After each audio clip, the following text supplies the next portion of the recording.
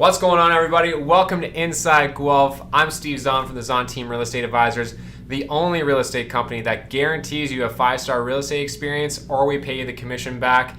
So hey, if you're actually thinking about buying or selling right now and you need some help, stop what you're doing and call us right away. And at the bare minimum, you need to interview what we got going on here. Okay, so anyways, I'm gonna go right into the market update now. And wow, I want to show you something that's pretty crazy, and I think you'll be shocked. So let me just dive right into the presentation here. So I was checking out the average sale price in May, and oh my gosh, look what's happened here. $804,000 average sale price versus April. That's up $51,000, 6.8%. Okay, so here's the big question. Is this something that's going to hold? Or is this going to fall back down to, closer to the $753,000 level once the month is over? Well, let's take a look at some indicators, because this might be sending a mixed message with what's actually happening in the marketplace. Sorry, I just got to find my words here. All right, so let's just dive into the regular presentation here and just start going from there. So what is currently on the market? Well, our 5-year average for May is 284 properties on the market for this specific month. 2 check-ins ago, we were sitting at 104.20 properties. Last check-in, we were sitting at 151, and this check-in right now, we are at 170. So as you can see, step by step, we're growing some inventory, which is amazing. So let's take a look at what's usually on the market at this time. All right, here we go. I'm getting that same error that happened last time. So I'm just gonna have to go back in, which is annoying. Sorry, thanks for sticking with me here. I'm not sure why sometimes that presentation kills off at that moment, but it is what it is, and we'll just work through it together. Here we go. I see it works sometimes, doesn't work other times. All right, so the 5-year average for properties on the market at this time, we usually have 179 singles, 16 semis, 51 towns, 54 condos, and currently what we have on the market right now is 100 singles. It looks like it's really growing in the single department. 11 semis, 32 towns, and 27 condos. As you can see here, 36 singles were added to the marketplace and stayed there. So the biggest gain we saw was in the single family detached marketplace, and that's probably an indicator of why the average sale price in Guelph skyrocketed. We're only in it for 15 days. This is the mid-May report, right? So if the majority of those homes were single family detached in that higher price point, it's going to skew that average sale price. And if other properties start selling, it's really going to pull that average sale price down. But we'll take a look and see what happens at the end of the month. Okay, so let's see what's going on in the mid-month report right now. So starting in May, we had 151 properties on the market. On average, we see about 11.7 properties come to the market a day, which represents about 312 properties on average coming to the market in May. So what do we currently have right now? Well, the last time we checked in, we had 12.4 properties a day come to the marketplace.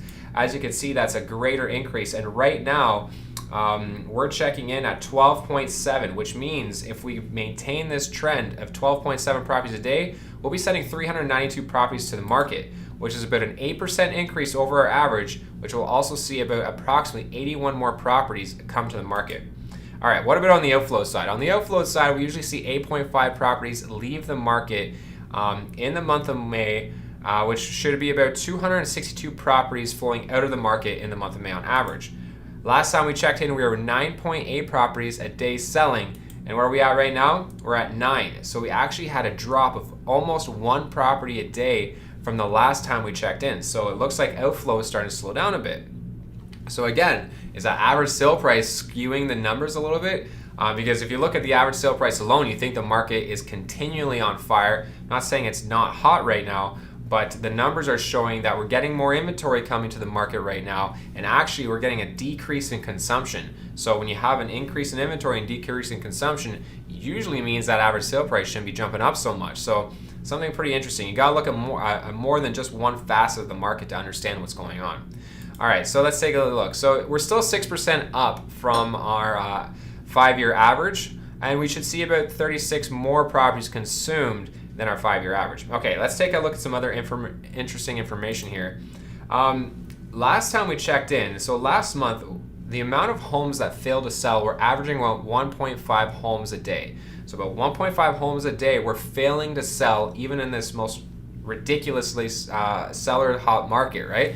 So this month already, we're seeing 2.2 homes fail to sell a day, which means we're going to potentially see 68 properties not sell this month, which is more than we've ever seen in probably the last 5 to 6 months, which is pretty interesting.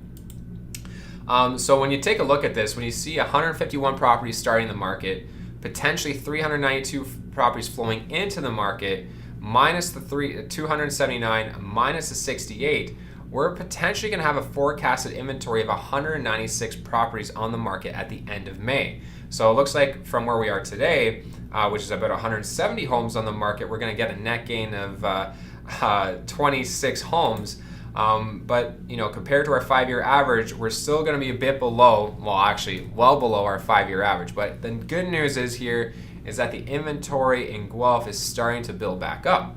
And another interesting thing while I have you on this topic here, we are seeing a lot more. Okay, so this is a typical strategy some sellers are utilizing. They list about $100,000 below what they want to sell their house for. And what we're seeing right now is we're seeing more and more homes go up on the market, hold offers, and then when they don't get what they want, they're canceling the listing and relisting it at a higher price. In my opinion, that's a really weird strategy because you're really showing the marketplace you failed to sell to get what you wanted. Now you're increasing the price in hopes to get it. I don't think you're going to get it that way. It's usually best to list where you should be selling it, and that's why doing an analysis like this would help you understand where to position that house and not to play some weird games that's going to bite you in the butt at the tail end. Anyways, moving on. Let's go to the 30-day future outlook and the months of inventory analysis. So this is going to show us if the market is, how many months of inventory is on the market.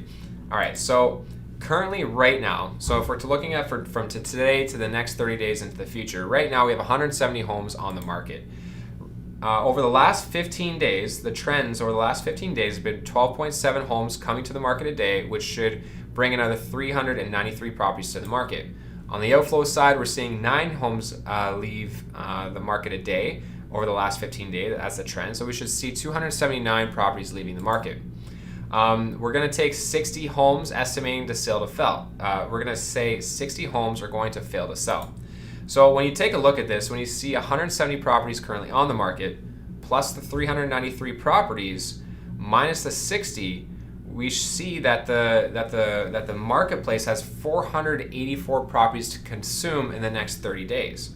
Okay, so if that's how many homes the market has available to consume in the next 30 days, how fast is the market going to consume them if no new inventory came on the market?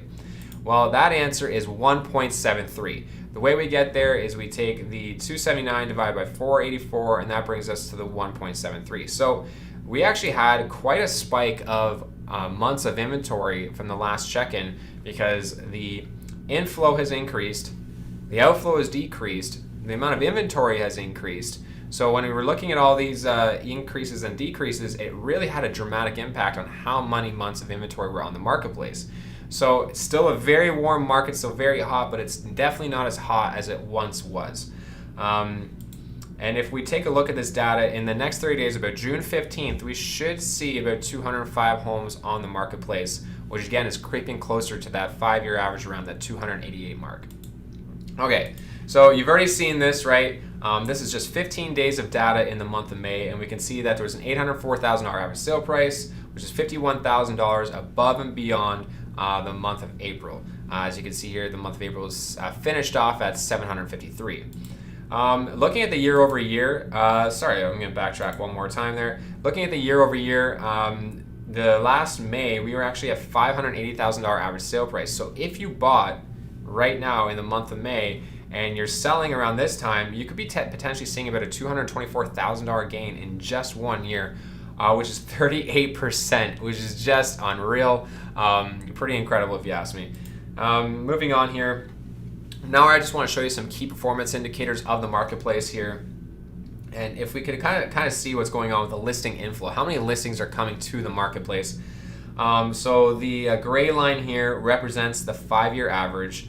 The purple line here represents 2020, the year of the pandemic when it started. I know it's not over yet. But as you can see here, the listing inflow has really spiked up more than we've ever seen in a long time, well above the 5-year average. And then obviously we're getting a lot more homes coming to the market than we did in the very beginning of the pandemic. So the market is bringing homes to the market, and which is a good thing because we need that increase in inventory. However, we are definitely getting closer to our 5-year average. So it looks like things are starting to normalize a little bit. We're bringing about the proper amount of homes on the market as we should be.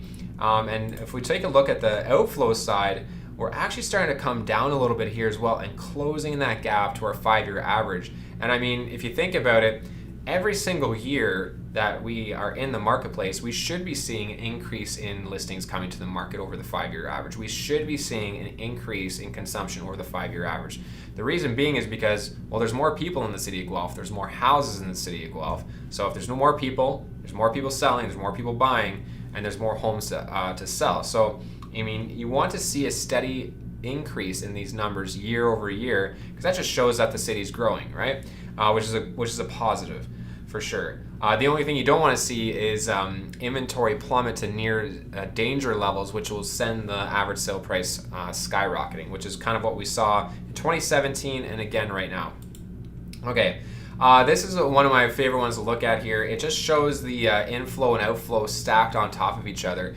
And what we want to see is that stack widening. And as you can see here, January, super tight, right? The amount of homes that were coming in and out were almost the exact same. So there was almost no gap, which means there's no room to breathe in terms of adding inventory to the marketplace. Because when you can consider homes also failing to sell, that gap is almost near zero there, right? And as you can see here now, we're widening the gap. More homes are coming to the market than being consumed, which is another indicator that we're likely going to be slowing down a touch. We're not shifting out of a seller's market by any means necessary, but what we are shifting out of is likely those crazy multiple offer situations. Hopefully this gives some buyers a little bit of breathing room and giving them some opportunity to go into the deals maybe with some due diligence clauses and all that typical stuff that we usually see in a balanced marketplace. All right, moving on. As you can see here, some other lead indicators and metrics that are showing that the market is still hot, but definitely starting to come off its super hot highs. The days on market here, every single check-in, we're going closer and closer. Still obviously very low. We're only sitting at 11 to 12 days right now. So it's definitely creeping up a little bit, but still very hot. On the list price to sale price here, we have it coming down every single month. The average list price to sale price ratio is still well above the 5-year average. However, we could see it's starting to come down to the normalized level, which also is a good indicator that things are starting to chill out a little bit. And the homes available for sale, as you can see here, there's our 5-year average. I mean, usually we have 284 homes, as you can see here. Well below that right now, and we're still below 2021 levels, 2020 levels. So we still have a lot of work to do to bring that inventory back to a normal level, and hopefully month by month, with the lead indicators starting to dip a little bit, we're gonna see that happen. And then I just like showing this one right here. This is just the graph of January 2014 to today to show you what it looks like if you would have bought in January 2014, 15, 16, 17, 18, if you're getting into the real estate market, especially the Guelph real estate market, you're doing extremely well. I have no concerns, even with the real estate market as hot as it is right now. If you have a long-term mentality in the real estate market, I don't fear that there's going to be any kind of major correction. I actually believe that the property value is going to continue to increase for the foreseeable future, especially with more people slated to come to Guelph. Guelph has been designated to grow by and it's a place where we're trying to see increases of population. There's going to be more homes built, and we have that GO line coming. That's going to be sending people to Toronto back and forth nonstop. So when you think about that, and you want to check out that interview I did with Cam, the mayor, you could see that Guelph is really shaping up for more growth in the future place. in the future, in the future place. As you can see right here, this is the 2017, where we had that crazy spike in average sale price, and we had a massive drop just right after that. Still, the year definitely ended up. I'm going to show you something else here. That in 2017, the year still ended up. Let me go here. Where am I at? Listing inflow. There we go.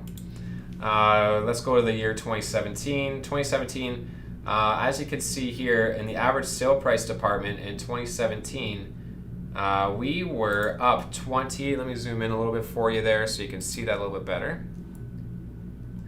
There we go. As you can see, in the year 2017, the market went up 21%, 20.99%. But when you look at this graph, though, it doesn't look like it went up 20%.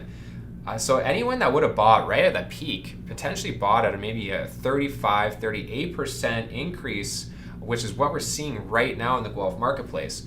And if you would have just looked at this, though, you can see that it took almost 3 years for someone to catch back up to the peak of that marketplace. So right now we're seeing something very similar to 2017. Obviously, in 2017, the government stepped in to cool the housing market, and this year, the government's using the real estate market to continue fueling the economy, and they don't want to slow the things down, obviously, because if they do, then they're going to slow the entire economy down.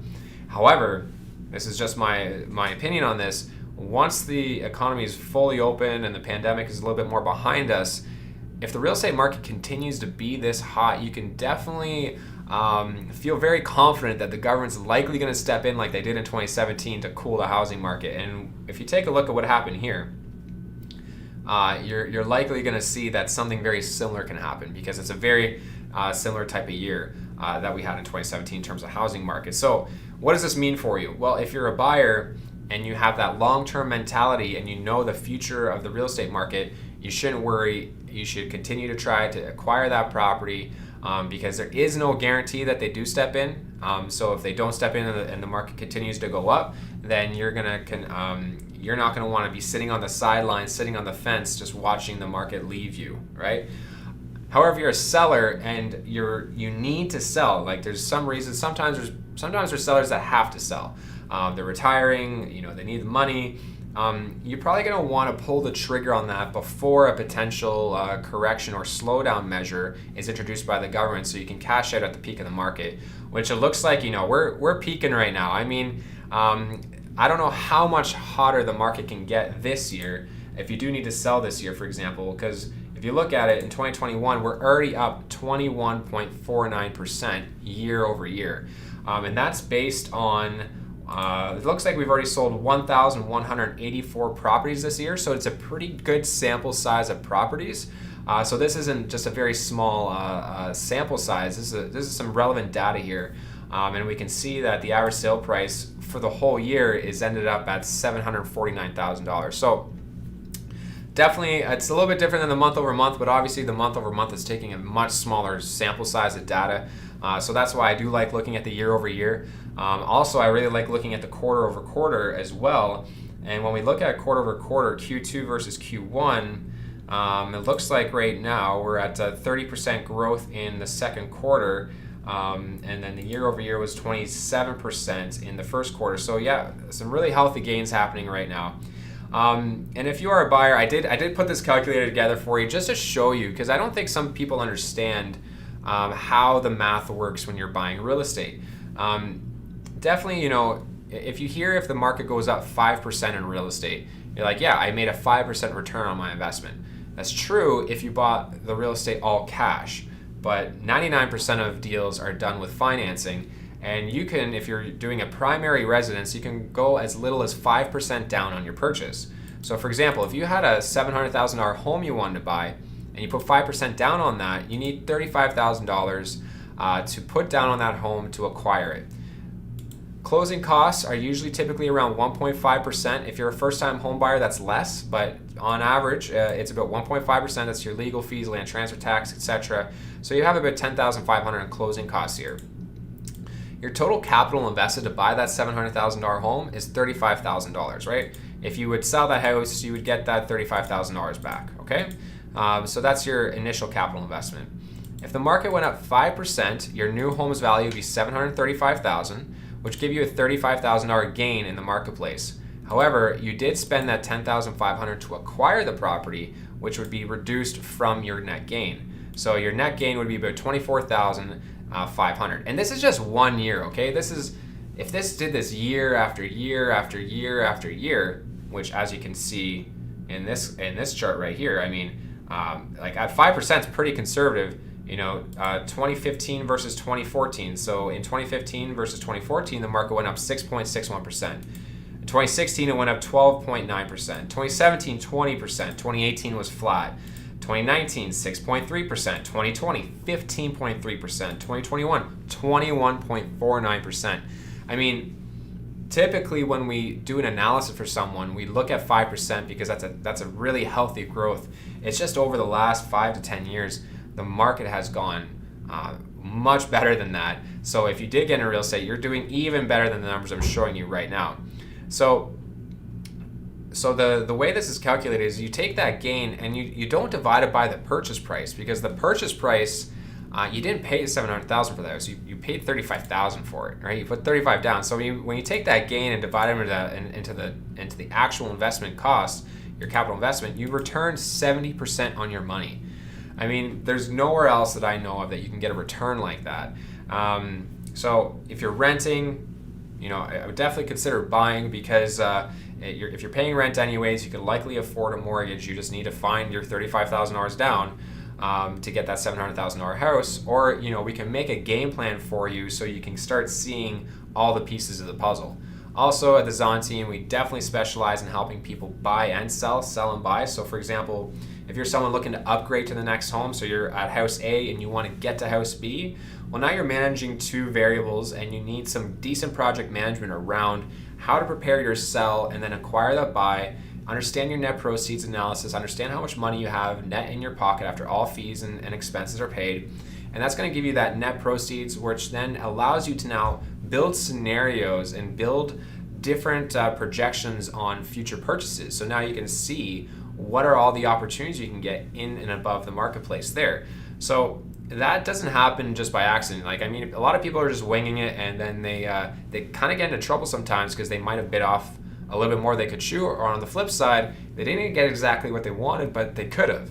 So it all starts with a plan. It all starts with a strategy, and you're going to want to work with someone that knows the market, that knows the ins and outs of this whole thing, and has put together a complete strategy for people so they have a guaranteed 5-star real estate experience. That's what we do here at the Zahnd team. And if you're thinking about buying or selling, there's absolutely nothing that's going to happen to you if you just interview us for the opportunity, because you're going to be pleasantly surprised with what we can deliver for you. Also, I'm not sure about you guys, but sometimes, when you try to deal with salespeople, or you try to, you're trying to get some information, you don't get the return phone call back. You have to call within certain business hours. It's very difficult to get any answers or get your showing booked. So at the Zahnd team, we have one phone number. It calls the entire team that's been approved on our systems, and you're going to get a pickup right away. We are very concerned about speed of response, serving the customer, and guaranteeing that 5-star real estate experience. So if you're sick and tired of not getting the information you want, and you're tired of not getting the service you want, pick up the phone, give us a call. We'll link the phone number down in the description in the video here, and you'll be able to connect with us right away. Again, my name is Steve. I hope you enjoyed this presentation. And if you do have any questions, feel free to reach out. I appreciate your time, and I hope you have a great day. Thank you.